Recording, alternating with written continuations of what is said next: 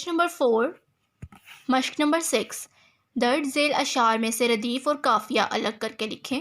बच्चे यहाँ हमारे पास कुछ अशार लिखे हैं, इनमें से हमने रदीफ़ और काफ़िया को फाइंड करना है। रदीफ़ यानी आप लोग के पास जो शेर में एंड पे लफ्ज़ लिखे हुए होते हैं एक सेम टू सेम, उसे हम रदीफ़ कहते हैं। काफ़िया यानी हम आवाज़ अल्फाज जो एक जैसा साउंड करते हैं उन्हें हम काफ़िया कहते हैं।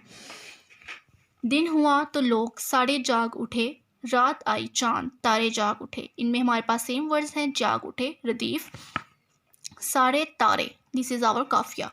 सुबह करता है शाम करता है, अब वो दिन रात काम करता है रदीफ़, शाम काम काफ़िया।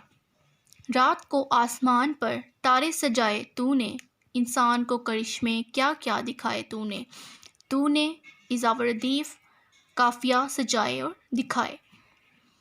मिलकर मेहनत करने वालों, मेहनत का दम भरने वालों, रदीफ़ वालों, काफ़िया में हमारे पास आएगा करने और भरने। नंबर 5 इज़ मेहनत सुबह और शाम करें, आओ मिलकर काम करें। करें हमारे पास रदीफ़ आ जाएगा और हमारे पास काफ़िया में शाम और काम आएंगे।